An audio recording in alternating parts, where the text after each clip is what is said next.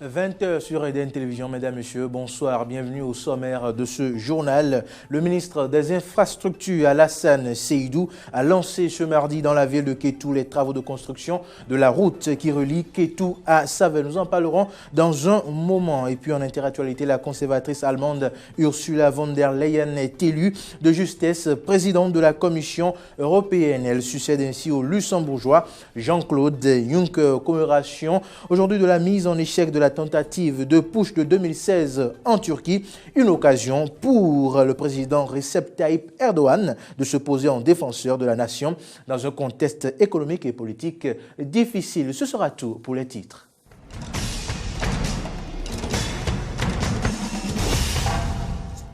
Bienvenue si vous venez de nous rejoindre. Je vous le disais en titre, le ministre des Infrastructures Alassane Seydou a lancé ce mardi 16 juin dans la ville de Kétou les travaux de construction de la route qui relie Kétou à Savè et ses différentes bretelles. La route Kétou-Idigny-Bodja-Savè est longue de 85,80 km. La bretelle d'Aumont Iladji-Aye-Cotonéan mesure, elle, 26,6 km et celle de Savè au Kéo, frontière du Nigeria, est longue de 27,5 km. Au total, près de 140 km de routes bitumées seront construites par l'entreprise brésilienne CCE. Le projet est financé grâce à l'appui de la Banque do Brésil avec 112 milliards de francs CFA ajoutés à la contrepartie béninoise à travers le budget national à hauteur de 6 milliards de francs CFA. Nous y reviendrons dans nos prochaines éditions.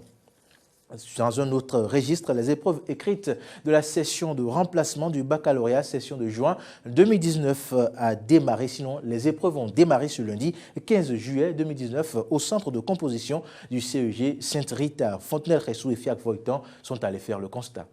Pendant que se déroulaient les épreuves physiques et sportives au profit des candidats admissibles au baccalauréat, session de juin 2019, les épreuves écrites de la session de remplacement ont été lancées au CEG Sainte-Rita de Cotonou. Le chef centre nous donne ici des précisions sur cet examen. Depuis le lundi matin, à 7 h déjà, les surveillants de salle ont commencé par venir au centre. Quelques minutes après, la plupart des candidats étaient également là, avec l'équipe de la supervision de la DOB qui a en sa tête le directeur de l'office du baccalauréat, M. Da Silva. Nous avions fait le lancement à 8 h 00 avec l'épreuve de la composition française. Avec les statistiques, on a remarqué que sur les 87 qu'on devrait attendre, on a eu 57, donc 30 absents. Et dans la journée, il y a eu un qui a abandonné suite à des malaises. Donc à peu près, ce sont les statistiques encore à ce matin. On n'a pas remarqué d'abandon dans les salles, mais tout se déroule comme prévu. Pour le moment, aucun incident majeur à signaler, sauf un cas d'abandon en pleine composition. Le cas d'abandon qui a piqué une crise dans la salle, on l'a amené vers l'infirmerie du collège. On a pu la réanimer, on a fait appel à ses parents. Je pense qu'elle doit être déjà à Parakou ce matin. Il faut noter que la session de remplacement s'achève le 18 juillet 2019. La réunion de concertation entre le chef du gouvernement et les partis politiques en attente du certificat de conformité a effectivement eu lieu ce lundi au Palais de la Marina. La majorité des partis invités étaient représentés. Seul restaurer l'espoir de Candide Azanahi était absent. Que pensent les citoyens de cette rencontre entre le chef de l'État et les partis politiques? Élément de réponse dans cet élément. Je dois m'estimer un peu heureux parce que pour une fois, la classe politique s'est assagée et a décidé d'aller au moins en nombre voir le président de la République. Quoi qu'en soit ce qu'ils sont en train de reprocher au monsieur, il faut qu'ils reconnaissent quand même que c'est un président. Tout le pouvoir lui appartient. C'est à eux maintenant de le manager pour quand même avoir une portion de ce qu'ils entendent obtenir de lui. Mais aller au forcing, c'est ça qui ne me plaît pas du tout. Tout se négocie dans la vie. Tout se négocie. On a vu des présidents passer. C'est une bonne chose qu'il les a invités, pourvu qu'ils se comprennent entre eux et que le pays avance. Le dialogue politique entre le président de la République et les opposants ne date pas d'aujourd'hui. On attend de voir quelle suite le chef de l'État va donner à cette concertation. Ce n'est qu'après cela que nous saurons si nous sommes sur la bonne piste ou pas. Il est important que des initiatives soient prises de part et d'autre, car ce statu quo n'arrange personne. Ce dont il s'agit, il ne faut pas qu'on l'oublie, c'est le développement du Bénin. Actualité en dehors du Bénin, une énorme foule s'est réunie pour commémorer la mise en échec de la tentative de putsch en 2016. Nous sommes en Turquie, une occasion pour le président Recep Tayyip Erdogan de se poser en défenseur de la nation dans un contexte économique difficile et politique aussi. La Turquie commémorait lundi la mise en échec de la tentative de putsch de 2016, une occasion pour le président Recep Erdogan de s'opposer en défenseur de la nation dans un contexte économique et politique difficile. Pour Erdogan, ces cérémonies, alors qu'il est cerné par les difficultés, avec une économie chancelante, une spectaculaire défaite électorale à Istanbul le mois dernier et les signes annonciateurs d'une nouvelle crise avec l'Occident, offrent aussi l'occasion d'afficher sa fermeté.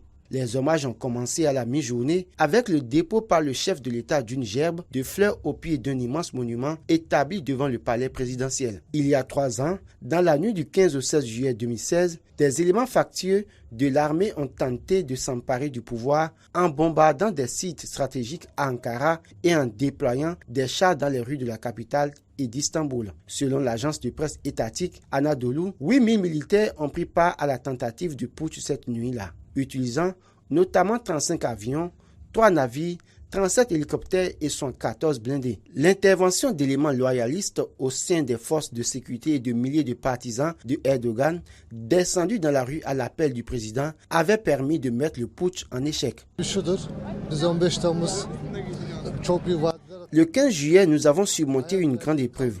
Nous avons donné des vies, versé du sang, payé un lourd tribut.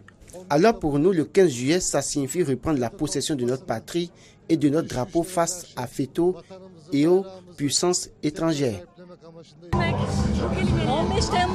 Le 15 juillet, nous avons mis un stop au putsch, au coup de force qui était en cours. C'est le peuple qui l'a stoppé. C'est notre président Tayyip Erdogan qui l'a stoppé. Qu'Allah le bénisse 1000 fois et lui accorde une longue vie. Le 15 juillet, certains de nos grands-mères poursuivaient des tanks avec leur rouleau à pâtisserie. Certains de nos grands-pères, une cigarette à la main, lançaient aux hélicoptères qui larguaient des bombes. Ton carburant finira bien par s'épuiser. Ankara impute la tentative de putsch au prédicateur Fethullah Gülen, un ancien allié de Erdogan devenu son pire ennemi. Gülen, qui réside depuis une vingtaine d'années aux États-Unis, nie toute implication. Dans la foulée du putsch manqué, la Turquie, membre de l'OTAN, a pris ses distances avec l'Occident, accusé par Ankara de manquer d'empathie et s'est rapproché de la Russie. La commémoration du putsch manqué coïncide avec un regain de tension entre la Turquie et ses partenaires occidentaux, liés à l'achat par Ankara de missiles russes et au forage gazier turc au large de Chypre, en dépit des pressions européennes. Elle avait besoin de 374 voix et en a obtenu 383. La ministre de la Défense de l'Allemagne, Ursula von der Leyen, est la prochaine présidente de la Commission européenne. Le Parlement européen l'a élue ce soir. Elle devient la première femme à occuper ce poste et succède au luxembourgeois Jean-Claude Juncker, qui avait été élu avec 422 voix en 2014. Âgée de 60 ans, elle est issue de la CDU et le parti chrétien-démocrate d'Angela Merkel, et au plan européen, elle est membre du Parti conservateur européen. C'est absolu au Parlement que la ministre proche d'Angela Merkel doit obtenir pour succéder en novembre. À la nouvelle mesure du gouvernement de Donald Trump qui verrouille l'accès à l'asile pour les migrants arrivés à la frontière du Sud en passant par le Mexique. Dans l'hémicycle de l'institution à Strasbourg à 18h. Le gouvernement de Donald Trump a annoncé lundi une mesure qui verrouille l'accès à l'asile pour les migrants arrivés à la frontière sud, suscitant les fautes du Mexique et un recours immédiat en justice. L'administration républicaine a fait savoir qu'elle refuserait à compter de ce mardi les demandes d'asile formulées à la frontière sud par des migrants qui n'auront pas sollicité le statut de réfugié au Mexique ou dans un autre pays sur la route des États-Unis. Les États-Unis sont généreux, mais complètement débordés par le fardeau créé par les centaines de milliers d'étrangers arrêtés à la frontière sud, a justifié le ministre de la Justice, Bill Barr, en souhaitant que la nouvelle règle décourage les migrants économiques qui veulent exploiter notre système d'asile. Les conséquences concrètes du texte qui prévoit des exceptions, notamment pour les victimes de traite des êtres humains, n'ont pas été explicitées. Mais le Mexique s'est déjà élevé contre toute volonté de renvoyer les migrants sur son sol. Des tribunaux ont déjà invalidé plusieurs tentatives du gouvernement de restreindre le droit d'asile, notamment une circulaire qui interdisait de formuler une demande en cas d'entrée clandestine dans le pays. Depuis mars, plus de 100 000 personnes ont été arrêtées chaque mois après être entrées clandestinement aux États-Unis. Originaires en grande majorité des pays pauvres et violents d'Amérique centrale, Guatemala, Salvador et Honduras en tête, ces migrants déposent généralement une demande d'asile qui leur permet de se maintenir sur le territoire américain le temps de l'examen de leur dossier par un juge de l'immigration. En Ukraine, Zhan Beleniuk, médaillé olympique ukrainien de lutte gréco-romaine aux origines rwandaises, veut devenir le premier député métis à entrer au Parlement lors des élections du 21 juillet en dépit d'un racisme très répandu dans ce pays. Médaille d'argent pour l'Ukraine aux Jeux olympiques de 2016, Zhan Beleniuk est candidat sur la liste du parti du président Zelensky, en tête dans les sondages, largement devant ses rivaux grâce à ses promesses de casser le système. Zhan Beleniuk, médaillé olympique ukrainien de lutte gréco-romaine aux origines rwandaises, est quasiment sûr de devenir le premier député métis à entrer au Parlement à l'issue des élections du 21 juillet, en dépit du racisme répandu en Ukraine.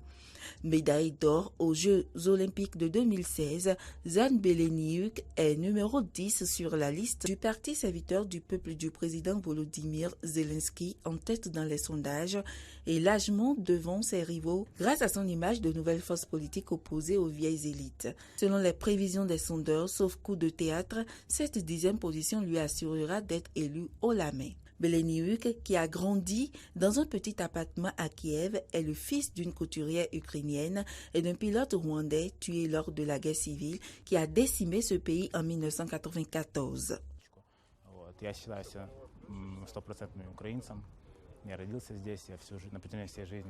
Je me considère comme 100% ukrainien. Je suis né ici.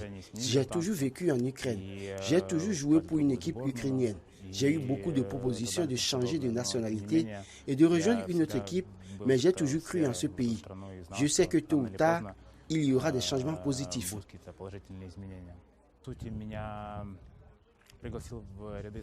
Vladimir Zelensky m'a invité dans les rangs de son parti. Je le connaissais déjà et je pense qu'il a vu en moi des capacités qui contribueront au développement du sport en Ukraine. L'élection du 21 juillet va prouver que nous sommes un pays réellement moderne qui traite toutes les races et tous les groupes ethniques de la même manière, ajoute-t-il. La discrimination raciale est un problème récurrent en Ukraine où, rien que l'an dernier, des groupes ultranationalistes ont mené une vingtaine d'attaques principalement contre des campements de Roms, selon l'organisation internationale Human Rights Watch. Bien sûr, je pense que je ne me sentirai pas aussi à l'aise que pendant mes séances d'entraînement, mais c'est un défi pour moi. En entrant en politique, le champion du monde 2015 marche dans les pas de plusieurs autres anciens sportifs. C'est tout pour cette édition. Merci pour l'attention. Retrouvez à 20h30 votre feuilleton Eva Luna à 21h30. Je vous reviens pour votre émission Faire croiser, au menu la rencontre entre le chef de l'État et les partis politiques. À tout de suite.